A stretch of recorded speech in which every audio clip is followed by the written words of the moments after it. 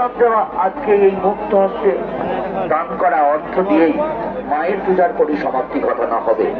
তাই যারা এখনো মায়ের পূজার উদ্দেশ্যে মুক্ত হস্তে অর্থ দান করেননি, আপনার সামর্থ্য অনুযায়ী আমাদের অনুসন্ধান কেন্দ্রের সামনে একটু এগিয়ে আসবেন।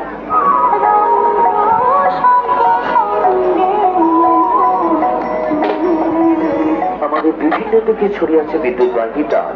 নিজের বিপদ এড়াতে দয়া করে বিদ্যুৎবাহী তার দেখে চলাফেরা করুন।